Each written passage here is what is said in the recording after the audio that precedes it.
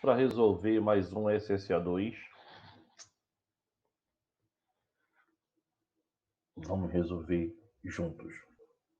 Olha aí, pessoal, SSA2 2018. A questão número 1 é uma questão de equilíbrio iônico, de pH. E ele traz logo para você assim, ó. O pH é um parâmetro fundamental para a escolha de shampoo e condicionador, sobretudo para quem tem cabelo cacheado ou crespo, cujo pH se situa entre 4,5 e 5,5. Se o pH dos produtos for muito diferente, o cabelo pode ficar seco, sem brilho e quebradiço. Ao comprar shampoo e condicionador, Dandara mediu o pH de cada um com um pHmetro portátil e obteve de valores entre 7,8 e 6, ou seja, acima do que ela queria, né? Respectivamente. Vê bem, pessoal, vamos fazer aqui um pequeno demonstrativo. Vem. Olha, a gente tem uma escala de pH a 25 graus Celsius. A escala de pH nos situa aqui, olha. Você vai ter uma escala entre 0, 7 e 14, tá certo? Entre 0 e 7, o meio é ácido. Isso quer dizer que a quantidade de H+ é maior que 10 a menos 7. Ou, em outras palavras, H+ é maior do que o H-. Nós temos o meio ácido. Quando você caminha um pouco, você pode, por exemplo, perceber que o meio 7 é um meio neutro, não é verdade? E o meio neutro é aquele que o H+ é igual ao OH-. E eles valem exatamente quanto? 10 a menos 7. E olha bem, pessoal, à medida que você vai aumentando o pH, ele vai ficando agora o quê? Um pH básico. O pH básico é aquele que a quantidade de H+, agora sim, é menor do que a quantidade de OH-. Então você vai tendo, à medida que aumenta o pH, você diminui a concentração de H+, ou atualmente, né, H3 ou mais. Lembrem-se que pH é calculado como logaritmo de 1 sobre a concentração de H+. Então, quanto maior for o pH, menor será a acidez. Certinho? Outro detalhe importante, pessoal, na hora de resolver a questão. Ele diz assim, ó, o shampoo utilizado por Dandara é ácido, enquanto o condicionador é básico. Raciocina comigo, pessoal. O shampoo utilizado por Dandara, ele é ácido e o condicionador utilizado por ela é básico. Quanto é o pH de cada um? Entre 7,8 e 6. Se é maior que 7, o pH é o quê? É realmente básico. Se é menor que 7, ele é realmente o quê? Ácido. Então, vê bem, como o pH é 7,8, ele é básico. Como o condicionador é 6, ele é ácido. Então, está invertido. A alternativa número 1, ela está falsa. 2, a concentração de íons H+, ou íons H3 ou mais, que é um hidrônio, no condicionador é 1 micromol por litro. 1 micromol é 10 a menos 6, né? Sendo o valor maior que a concentração de íons hidrônio para o shampoo. Pessoal, se o pH dele é 6, a concentração é 10 a menos 6, sim. Porque, olha bem, não esquece isso, ó. Se o meu H+ é 10 a menos 6, o pH vale 6. Por que, Gustavo? Porque pH é menos log de 10 a menos 6. Ou seja, o pH nesse caso seria 6. E 10 a menos 6 é 1 micromolar. Porque 1 micro corresponde a 10 a menos 6. Certo? Então, pessoal, a segunda alternativa, ela é verdadeira e bem tranquila da gente resolver. A terceira, para ajustar o pH dos produtos ao pH do seu cabelo, Dandara poderia adicionar um ácido fraco, como ácido cítrico, ao shampoo e ao condicionador. Pessoal, verdade, né? Ao adicionar um ácido fraco, você conseguiria o quê? Uma diminuição pequena, mas conseguiria uma diminuição no pH. A alternativa 3 também é verdadeira. E a alternativa 4, ao adicionar hidróxido de sódio, opa, hidróxido de sódio é uma base forte, né? Aos dois produtos, o valor apontado no pH-metro seria maior do que os valores obtidos na medição inicial, muito maior, porque quando você adiciona uma base forte, o pH o quê? Eleva rapidamente. Então, quanto mais básico tiver, maior o pH será. Então, a resposta da questão seria quem, pessoal? 2, 3 e 4. Resposta letra B na questão número 1. Uma questão muito tranquilinha para a gente na hora da prova da UPE. Concorda, pessoal? Uma questão daquelas que a gente torce para que venha. Ó, questão legal na UPE, hein? Que bom. Ficamos felizes. A gente torce para que fosse sempre assim. A 2, ele bota soluções aquosas de ácido cítrico. Olha aí o ácido cítrico que ele citou na questão anterior, né? Olha aí, ele estava bem intencionado. O ácido cítrico são muito utilizados pela indústria alimentícia para corrigir variações de pH. Mais uma vez, determinada fábrica compra soluções de ácido cítrico em um único fornecedor para serem utilizados em seus processos. Aí ele diz assim: a concentração da solução deve ficar, olha, ela deve ser entre quanto, pessoal? Entre 0,1 molar e 0,15 molar, certo? No entanto, o laboratório de controle de qualidade da fábrica começou a desconfiar de um dos lotes dessa matéria-prima. Um conjunto de testes realizados pelo laboratório indicou ser necessário o uso de 18 ml, 18 ml de uma solução de NaOH 0,102 molar para neutralizar 20 ml da solução do ácido cítrico. Vê bem.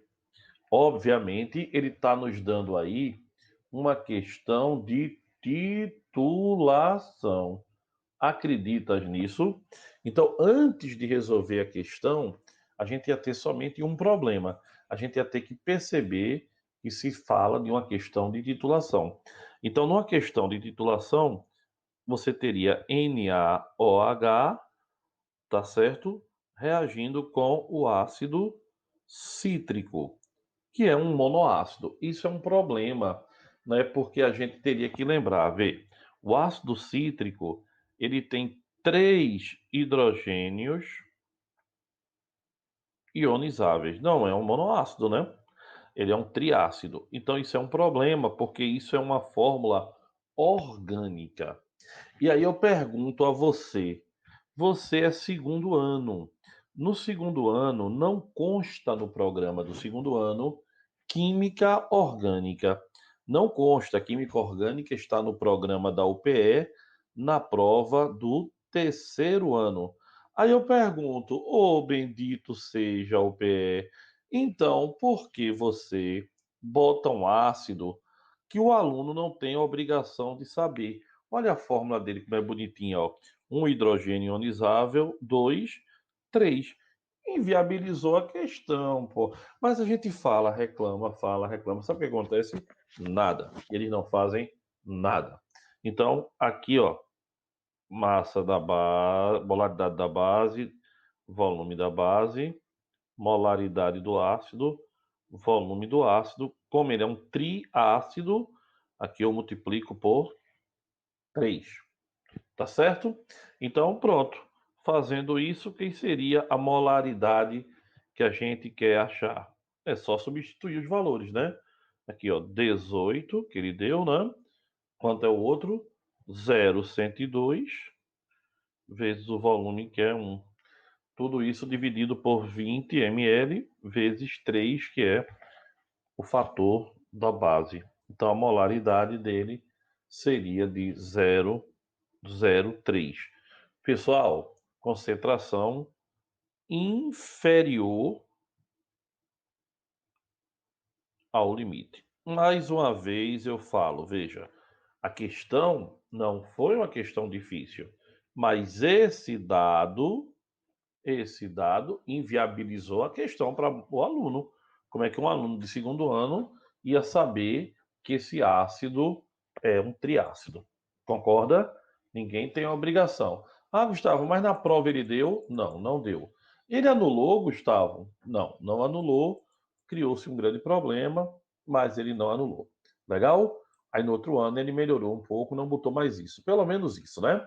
Vamos embora. Então você já sabe, mas é importante lembrar que ele poderia, por exemplo, colocar essa questão com com a fórmula. E aí ela ficaria ela ficaria tranquila, porque seria uma questão de titulação. Certo, meu povo? Certo, né? Então vamos lá. Agora para a questão de número 3. A aviação comercial brasileira entrou na agenda de adaptação às mudanças climáticas. Aí ele diz aí, né? Com o objetivo de reduzir as emissões de gases do efeito estufa. Certinho. Aí ele coloca, questão de termoquímica, tá? Aí ele coloca aí, ocorreu na quarta-feira o primeiro voo com bioquerosene em território nacional.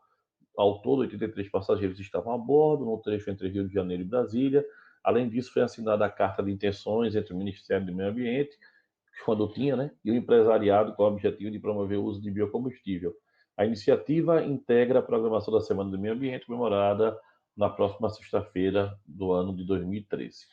Aí ele fala aqui na questão: os voos verdes fazem parte de uma série de medidas de sustentabilidade adotadas com foco da Copa da FIFA de 2014, produzidas a partir da fermentação da cana-de-açúcar. A bioquerosene será usada em 200 voos operados de uma empresa aérea entre junho e julho. Além da seleção brasileira de futebol, serão transportados com biocombustíveis torcedores que saem do aeroporto de Galeão, no Rio de Janeiro, em direção às demais cidades do campeonato. A redução de emissões decorrentes de 4% do bioquerosene de avião produzido a partir de óleo de milho não comestível, proveniente do etanol, o ICO de óleos e gorduras residuais e o OGR. Nos 200 voos verdes, a empresa aérea usará cerca de 2 milhões de litros da mistura de bioquerosene. O uso de bioquerosene evitará a liberação de 218 toneladas de gás carbônico, que representa a absorção de CO2 decorrente de 1.335 árvores na Mata Atlântica. E aí ele dá o dado, né? Denomina-se energia específica, aquela liberada por quilograma de combustível, sabendo-se que a mistura com bioquerosene tem energia específica de 42.800 kJ por quilograma. Por quilograma, tá? Presta bem atenção nesse dado. Aí ele dá a reaçãozinha para você. Vê bem, pessoal, vamos lá para a resolução da questão, que é uma das coisas mais importantes. Vamos lá? Vê bem. Primeira coisa, você tem a estrutura do C8H18 que ele nos deu aí, tá? Que vai ser 12 vezes 8 mais 1 vezes 8, que é a massa molar da substância.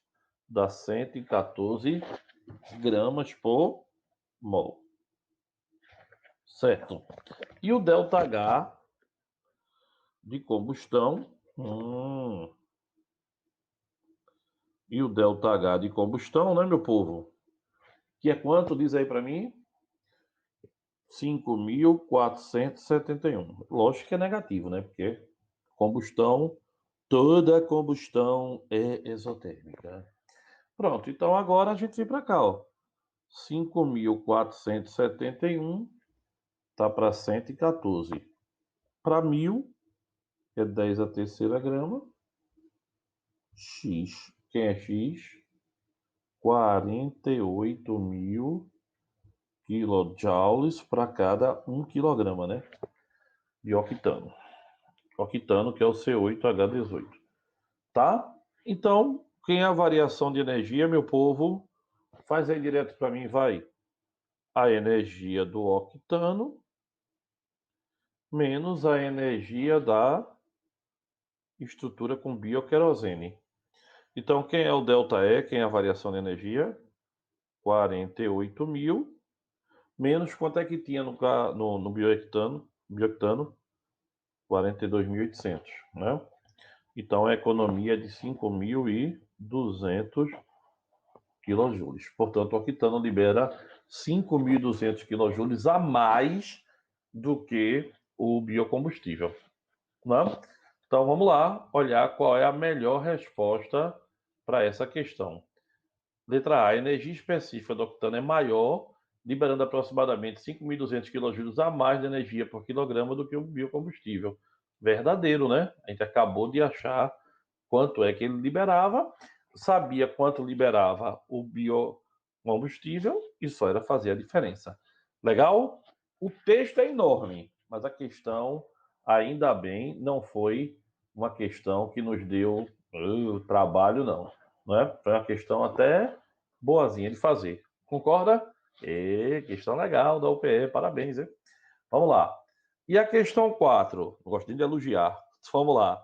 A questão 4, ele chega para você e diz assim: qual o volume correspondente à massa de gás carbônico, CO2, que deixou de ser liberada quando a utilização da mistura foi bem sucedida, considerando que a pressão é de 1 atm e a temperatura é de 27 graus Celsius? Meu povo, primeira coisa que eu queria lembrar a vocês é que, vê bem, lembre-se que você tem 218 toneladas de CO2.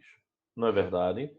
Lembre-se também que CO2, 1 mol de CO2 pesa quanto, pessoal? 44 gramas, né? Carbono é 12, eu tenho 1. Oxigênio é 16, eu tenho 2. Então dá 44 gramas por mol. Logo, se eu tenho aqui 218 toneladas, tá? Que é quanto? 218 vezes 10 a sexta do grama. Isso vai me dar quanto em mol? Sei lá. Então, fazendo essa continha na ponta dos dedos da calculadora, isso dá 4,95 vezes 10 a sexta mol. Gustavo, acabou a questão? Calma, que pressa. Agora sim, ó. PV igual a nRT. Quem é a pressão? 1. Quem é o volume? Quero achar. Quem é o número de mol? 4,95 vezes 10 a sexta. Quem é R? 0,082. E quem é a temperatura? 300. Quem é o volume? 122 vezes 10 a sexta litro aproximadamente. Então a resposta, letra B. Pessoal, duas questões da UPE que dá para resolver sem reclamar. É um momento de homenagem. Não é verdade? Legal. Então, pessoal, essa primeira parte a gente fez algumas questões. Daqui a pouco a gente volta para não ficar muito longo o vídeo e termina a resolução para vocês. Legal? Beijão, pessoal.